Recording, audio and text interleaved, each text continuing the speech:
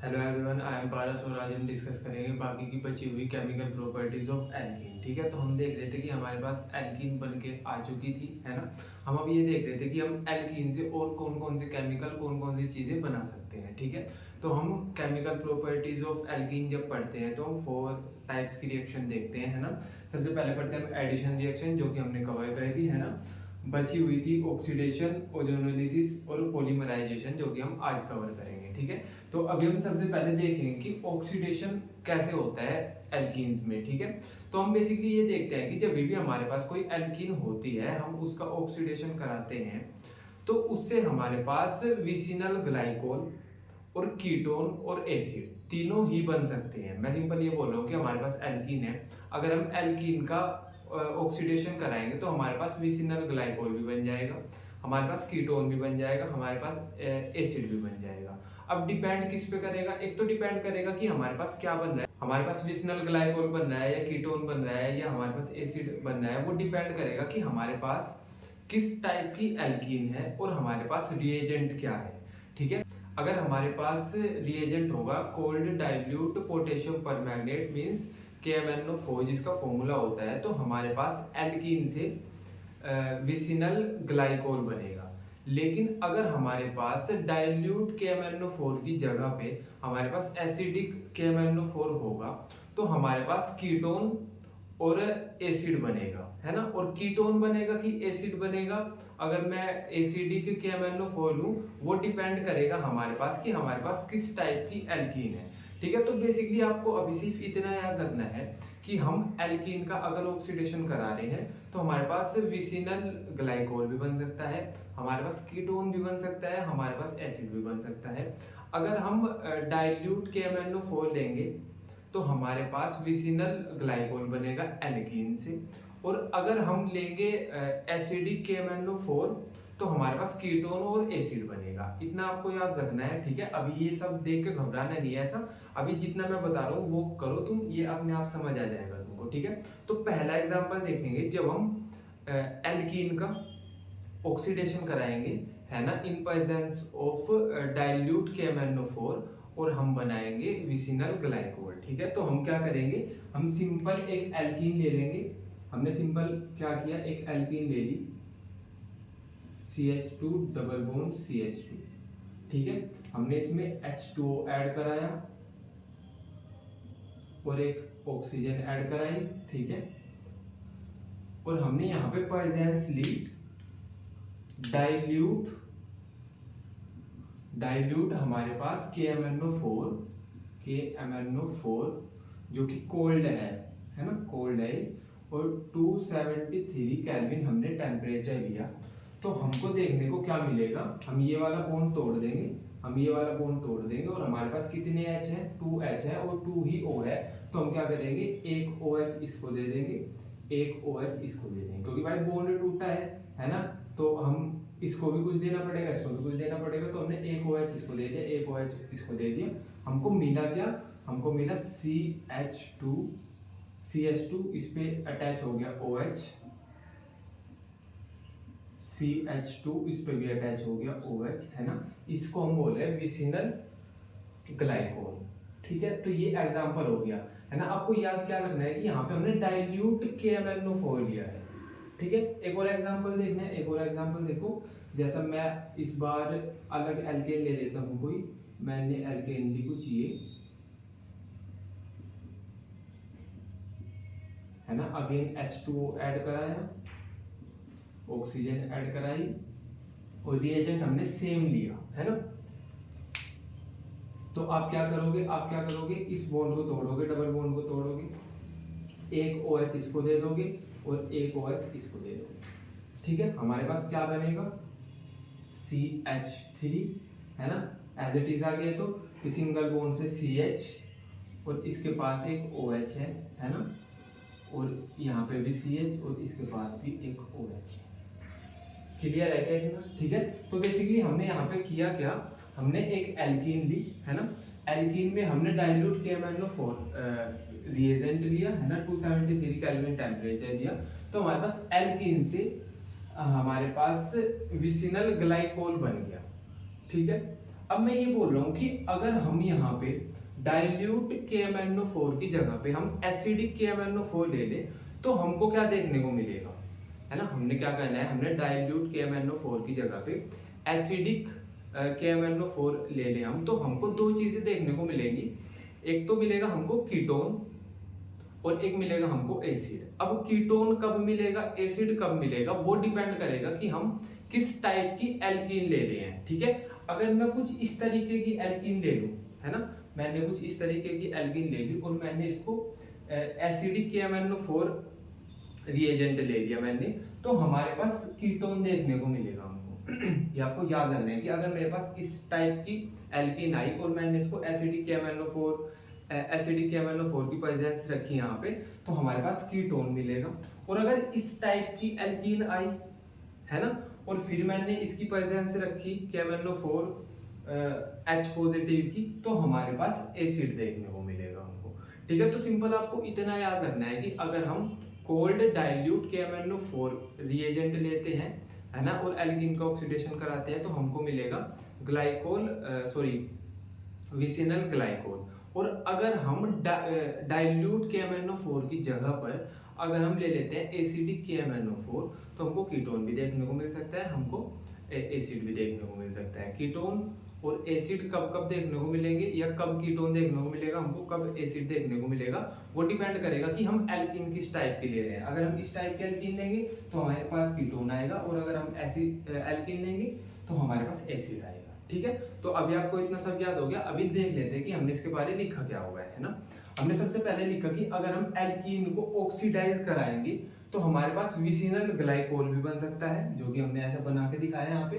Ketone भी बन सकता है और कार्बोक्सिलिक एसिड भी बन सकता है। मैंने अभी तक यूज किया एसिड बन सकता है, तो एसिड में भी एसिड बहुत टाइप के होते हैं, हम कार्बोक्सिलिक एसिड की बात कर रहे हैं, ठीक है।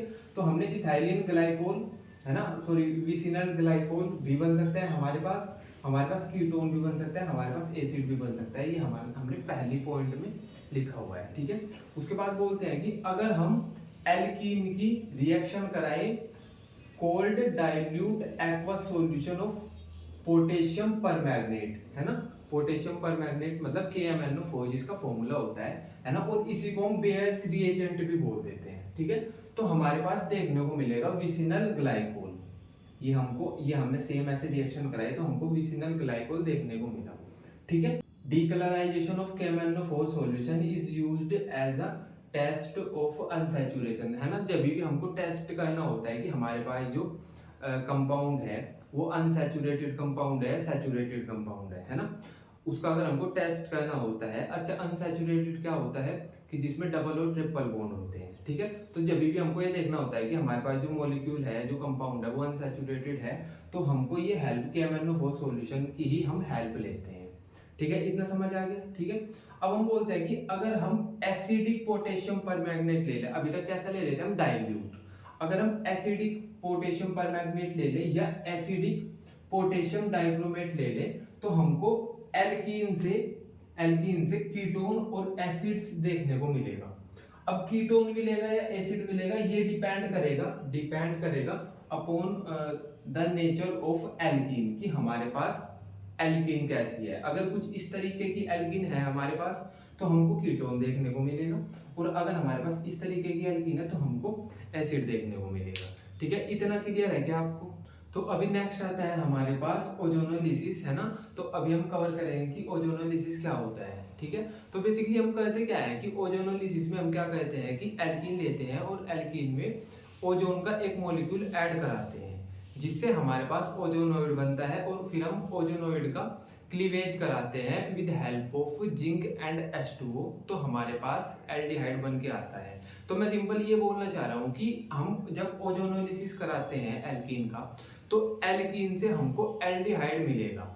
अब वो डिपेंड करेगा कि कौन सा एल्डिहाइड है, वो एल्कीन हम कौन सी ले रहे हैं रिएक्शन कराने के लिए, वो उस पर डिपेंड करेगा कि हमको एल्डिहाइड कौन से वाला मिलेगा, ठीक है। तो आपको सिंपल इतना याद रखना है कि जब भी हम ओजोनोलिसिस कराते हैं तो हम एल्कीन में ओजोन का मॉलिक्यूल ऐड कराते हैं, जिससे हमको ओजोनाइड मिलता है। ओजोनाइड में फिर हम क्लीवेज कराते हैं जिंक और H2O की हेल्प से, फिर हमको एल्डिहाइड मिलता है। तो इन शॉर्ट आप ये याद रख सकते हो कि अगर हम एल्कीन का ओजोनोलिसिस कराते हैं तो हमको एल्डिहाइड मिलता है।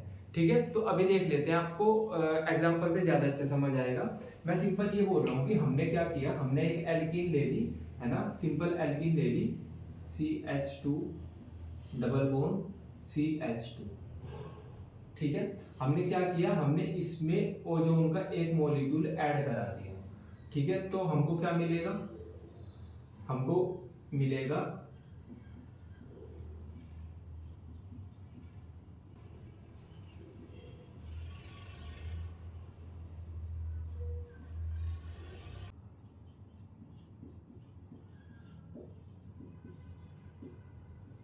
ठीक है, तो हमने क्या किया, हमने एल्कीन ली, हमने उसमें ओजोन का एक मॉलिक्यूल ऐड किया, तो हमको मोनोजोनाइड मिला। क्योंकि ये अनस्टेबल होता है, ये अनस्टेबल मॉलिक्यूल होता है, तो ये कन्वर्ट हो जाएगा हमारे पास ओजोनाइड में। अब ओजोनाइड कैसा होता है,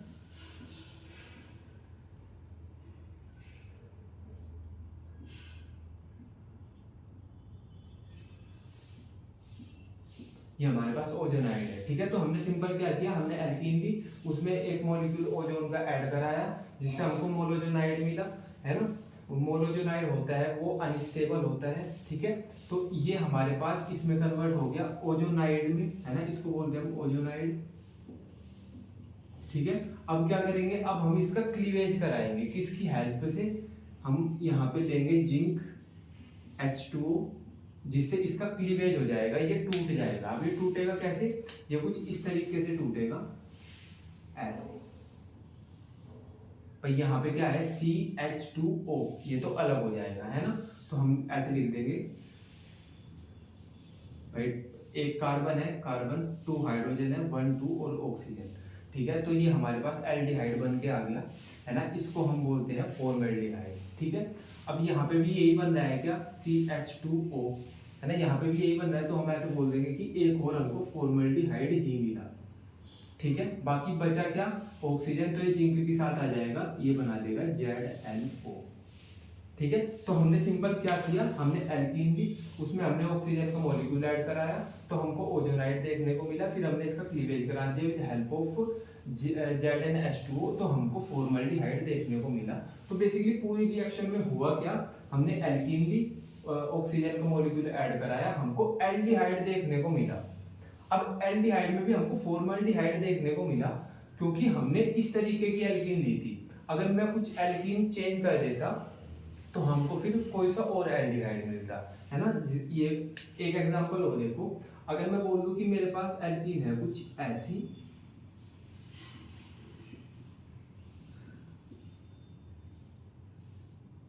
मेरे पास ये एल्कीन है, ठीक है, तो हम सिंपल क्या करेंगे, हम इसमें O3 ऐड करा देंगे। ठीक है, O3 ऐड कराएंगे। ठीक है, तो हमारे पास मैं सिंपल सीधा, क्योंकि ये तो अनस्टेबल मॉलिक्यूल बन रहा था ना, तो मैं सीधा स्टेबल वाला बना देता हूँ, उस वाले में ओजोनाइड बना देते हैं हम सिंपल। ठीक है, तो कुछ ऐसा देखने को मिलेगा हमारे पास ओजोनाइड।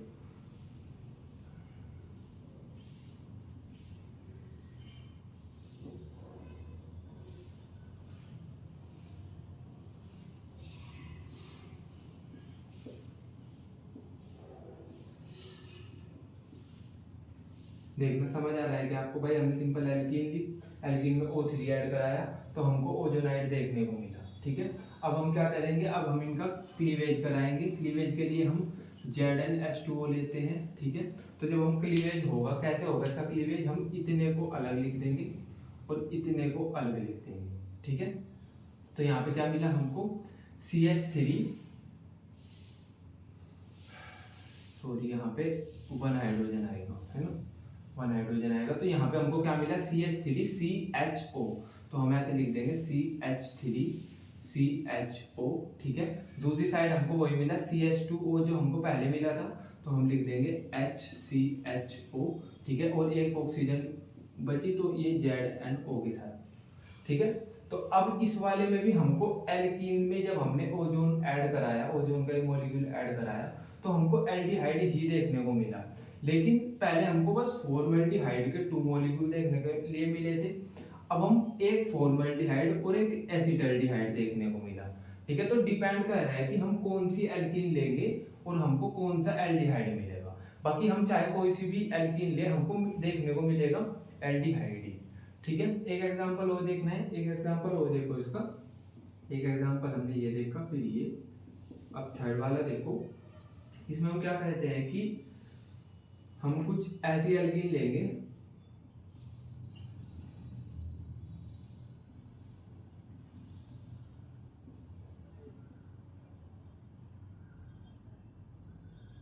ठीक है, हमने ये एल्कीन ली, इसमें O3 का मॉलिक्यूल ऐड कराया, तो हमको क्या देखने को मिलेगा, ओजोनाइड देखने को मिलेगा, जो कि कुछ ऐसा होगा।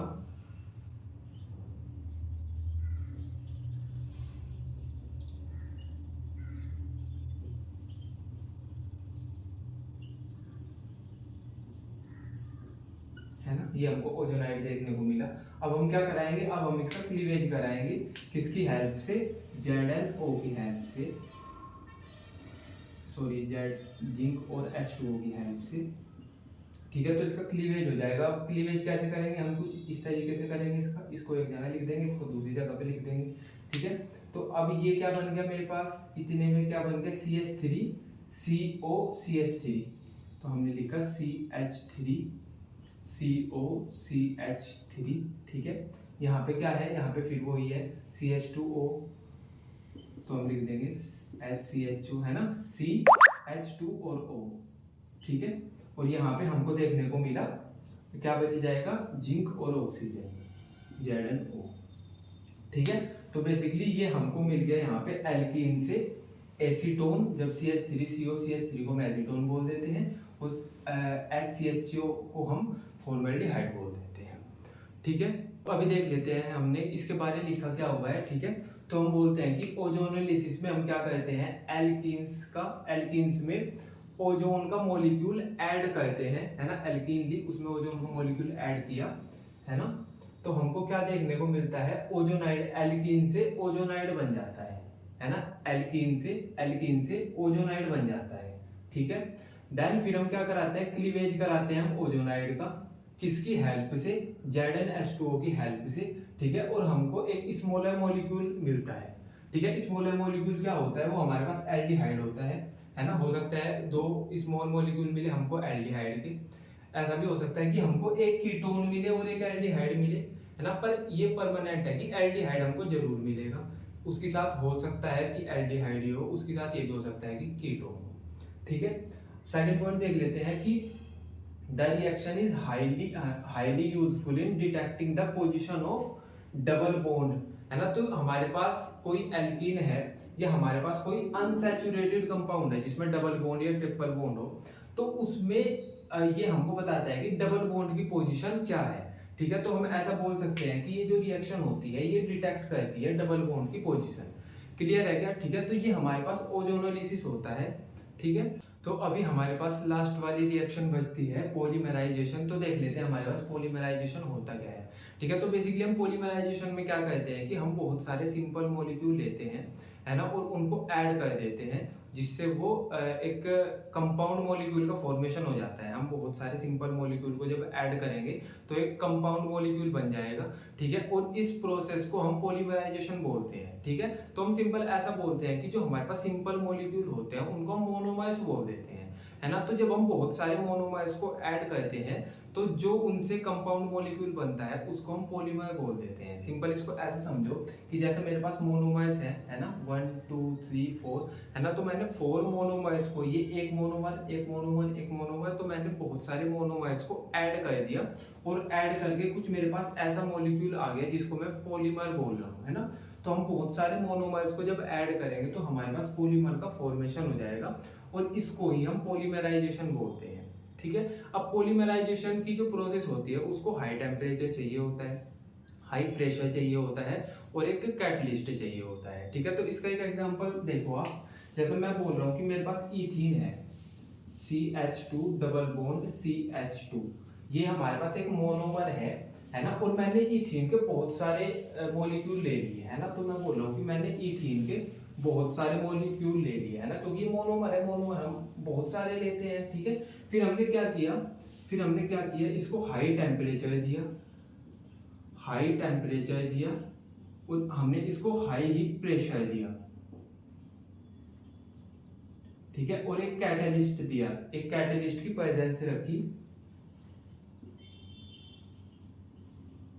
ठीक है, तो हमको क्या देखने को मिला कि जो हमारे पास बहुत सारे एल्कीन के मोनोमर्स थे वो हमारे पास पॉलीइथीन बना देंगे। मतलब ये हमारे पास क्या था, ये हमारे पास इथीन है जिसको मैं मोनोमर बोल रहा हूं, ये हमारे पास इथीन है जिसको मैं मोनोमर बोल रहा हूं, और हमारे पास बहुत सारे मॉलिक्यूल है इथीन के, वो क्या करेंगे, वो जुड़ जाएंगे ऐसे,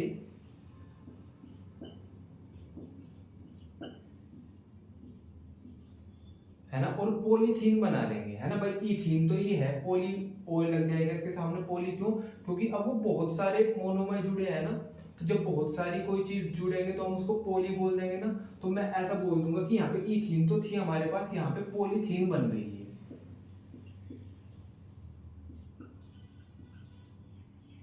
ठीक है, तो हमारे पास पॉलीथीन आ गई जिसको मैं बोल रहा हूं कि पॉलीमर। ठीक है, तो बेसिकली हुआ क्या, हमारे पास एल्कीन थी, है ना, एल्कीन थी इथीन, है ना, इथीन को मैं क्या बोल रहा हूँ, मोनोमर। हमने बहुत सारे इथीन के मोनोमर लिए, मतलब बहुत सारी इथीन के मॉलिक्यूल लिए, हमने उसको हाई टेम्परेचर दिया, हाई प्रेशर दिया, कैटलिस्ट की प्रेजेंस रखी, और उसने क्या किया, उसने हमको पॉलीथीन बना लिया, है ना। पॉलीथीन हमारे पास है क्या, ये एक पॉलीमर है। क्लियर है क्या इतना पॉइंट? ठीक है, यहाँ पे एन आ जाएगा क्योंकि ये बहुत सारे मॉलिक्यूल हैं। ठीक है, तो बेसिकली आपको इतना समझ आया कि पॉलीमराइजेशन में क्या होता है कि हम बहुत सारे छोटे छोटे मॉलिक्यूल लेते हैं और उनको ऐड करके हम एक बड़ा मॉलिक्यूल बना देते हैं। छोटे मॉलिक्यूल को हम मोनोमर बोलते हैं, बड़े मॉलिक्यूल को हम पॉलीमर बोलते हैं। ठीक है, इस प्रोसेस को हम पॉलीमराइजेशन बोलते हैं। इस प्रोसेस के लिए हाई टेम्परेचर चाहिए होता है, हाई प्रेशर चाहिए होता है, और हमको एक कैटलिस्ट की प्रेजेंस चाहिए होती है। ठीक है, इसी को हम बेसिकली पॉलीमराइजेशन बोलते हैं। इसमें हमने एग्जांपल लिया इथीन का। ठीक है, अब देख लेते हैं इसके बारे में हमने लिखा क्या है, कि हम बोलते हैं कि हमने क्या किया, लार्ज नंबर ऑफ इथीन ली, है ना। लार्ज मतलब एन की जगह पे हम 10, 20, 30 कुछ भी ले सकते हैं, बस लार्ज नंबर लेंगे, है ना। लार्ज नंबर ऑफ इथीन ली, हाई टेम्परेचर लिया, हाई प्रेशर लिया, और प्रेजेंस ली एक कैटलिस्ट की। ठीक है, तो हमको पॉलीथीन मिली, है ना, पॉलीथीन मिली। मतलब जब वो छोटे छोटे जो इथीन के मॉलिक्यूल्स थे वो मिल गए तो एक पॉलीमर बन गया जिसको हमने पॉलीथीन बोल दिया। ठीक है क्या, है ना, उसी को हमने पॉलीमर बोल दिया, है ना। ठीक है, अच्छा, the reaction is known as polymerisation, तो इस रिएक्शन को हम पॉलीमराइजेशन बोलते हैं। ठीक है, तो हमने बेसिकली 4 तरीके की रिएक्शंस पढ़ी, मींस हम केमिकल प्रॉपर्टी ऑफ एल्कीन पढ़ रहे थे, है ना। उसमें हमने देखा कि हम एल्कीन से क्या क्या बना सकते हैं। उसकी 4 रिएक्शन थी हमारे पास, है ना, एडिशन रिएक्शन, ऑक्सीडेशन, है ना, ओजोनोलिसिस और पॉलीमराइजेशन। ठीक है, तो यहाँ पे हमारे पास जो केमिकल प्रॉपर्टीज थी एल्कीन की उनका एंड होता है। ठीक है, तो अभी तक हमने बेसिकली पढ़ा क्या, हमने इस चैप्टर में हमको क्या क्या पढ़ना था, एल्केन पढ़ना था, है ना, कि एल्केन को हम कैसे बनाएं और फिर एल्केन से हम क्या क्या बना सकते हैं वो हमने कवर किया। फिर हमने देखा कि हम एल्कीन को कैसे बनाएं और फिर हम एल्कीन से क्या क्या बना सकते हैं, वो हमने आज कवर कर लिया। नेक्स्ट लेक्चर में हम देखेंगे कि एल्काइन को कैसे बनाएं और फिर एल्काइन से हम क्या क्या बना सकते हैं। ठीक है, तो तब तक के लिए आप इसका रिवीजन करो, बाकी हम कल पढ़ेंगे। बाय।